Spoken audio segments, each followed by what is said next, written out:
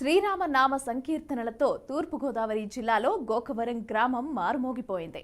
అయోధ్యలో బాలరాముడి విగ్రహ ప్రాణప్రతిష్ఠ కార్యక్రమాన్ని గోకవరం గ్రామ ప్రజలతో పాటుగా 38 గ్రామాల రామభక్తులు వీక్షించారు. ఇక అయోధ్యలో రామ మందిరం నిరంతరమానం కూడా వందల ఏళ్ల కళ అని అంటున్నారు విహెచ్పి నేతలు. ఇక శ్రీరామ భక్తి పారవస్యంతో అంగరంగ వైభవంగా కార్యక్రమం నిర్వహించిన విశ్వ హిందూ ధర్మ పరిరక్షణ రామసేన కంబాల శ్రీనివాసరావుతో మా ప్రతినిధి Suresh face to face.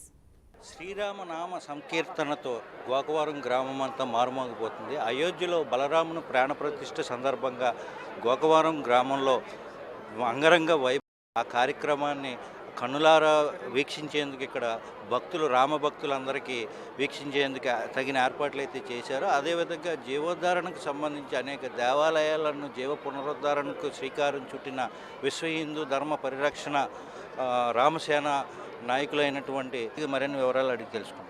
Sir చెప్పండి, ఇప్పుడు ఈ కార్యక్రమం అయోధ్యలో రామ మందిరానికి సంబంధించి ఇప్పుడు అంగరంగ వైభవంగా ఇక్కడ గోకవరంలోనే ప్రత్యేకంగా తలపెట్టడానికి ఇక్కడ ఎల్ఈడి స్క్రీన్లు ఏర్పాటు చేసి ఈ ఎల్ఈడి స్క్రీన్లకు సంబంధించి అందరికీ ఈ రామనామ సంకీర్తనతో పాటు అయోధ్యలో జరిగేటటువంటి అందరికీ వినులు విందుగా వీక్షించే ఏర్పాట్లు చేశారు.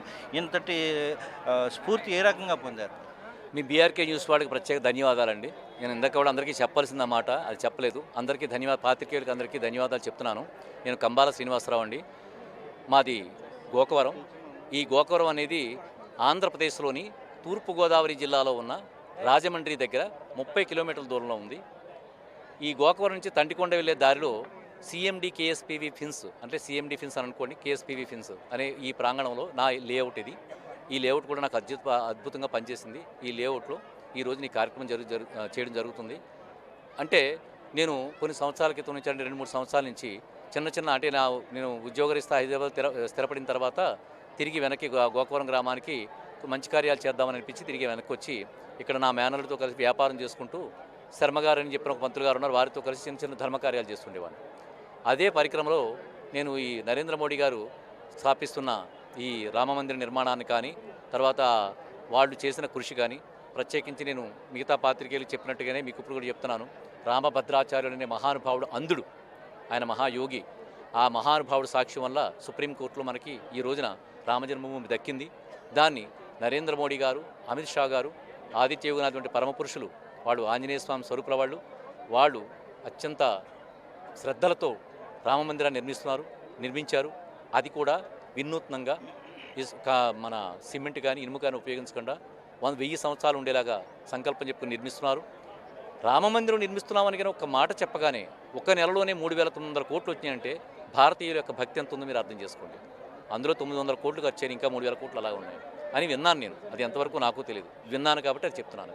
తర్వాత అది కూడా ఎంత బలంగానంటే రేపొద్దున పెద్ద భూకంపం 10.0 రియాక్టర్ స్కేల్ మీద వచ్చేంత భయంకర భూకంపం వచ్చినా కానీ రామమందిరానికి ఏమి కాకుండా నిర్మిస్తున్నారు. అది చాలా గొప్ప నైపుణ్యం అది. సో ఈ మహానుభావుల దయ వల్ల మనకు రామమందిరాన్ని అందించారు. నేను కూడా ఈ కార్యక్రమాలు అన్నీ చేస్తున్నాను కదా, దీనితో పాటు దాదాపు 40 ఊళ్ళల్లో సేవా కార్యక్రమాలు చేస్తున్నాను.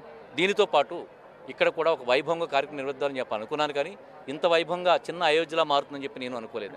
ఈనాటి ప్రత్యేకతలు అంటే ఈరోజు చేయబోతున్నటువంటి కార్యక్రమాలు ఏమైతే ఉన్నాయో దాదాపుగా ఒక 10,000 మంది మాత్రం అనేక మంది దూర ప్రాంతాల నుంచి వచ్చారు. ప్రత్యేకంగా ఈరోజు ఎటువంటి కార్యక్రమాలు అయితే చేయబోతున్నారు? మార్నింగ్ అయితే మహాగణపతి హోమం చేసామండి. మీకు ఇందాక చెప్పిన విధంగానే ఆవాహన చేసాం. ఇది దీప ప్రజ్వలన అయిపోయింది. ఇప్పుడు మిగిలింది బహిరంగ బాలేదు. అందరూ భోజనాలు చేసామని అయిపోతే బహిరంగంగా ఒక ర్యాలీ తీసుకుని వెళ్తున్నాం అనమాట అండి. అది పోలీసు వారి అనుమతితోటి, పోలీసు వారు కూడా చాలా సహకారం చేశారు మాకు.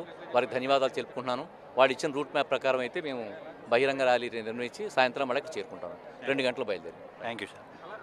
ఏదైతేనే మొత్తానికి అయోధ్య రామ మందిరంలో బలరాముని ప్రాణప్రతిష్ఠకు సంబంధించి అక్కడ జరుగుతున్నటువంటి కార్యక్రమాలను ఇక్కడ ప్రజలకు అందించాలనే సదుద్దేశంతో పాటు సనాతన ధర్మ విశ్వవ్యాప్తికి తనవంతుగా కృషి చేస్తానని చెప్పేసి కంబాల శ్రీనివాసరావు గారు అయితే చెప్తున్నారు. దీనికి సంబంధించి ఇప్పటికే అనేక కార్యక్రమాలు చేపట్టారు.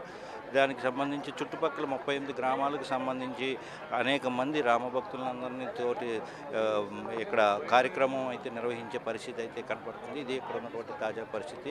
వీడియో జర్నలిస్ట్ సాయితో సురేష్, బీఆర్కే న్యూస్, గోకవరం నుంచి.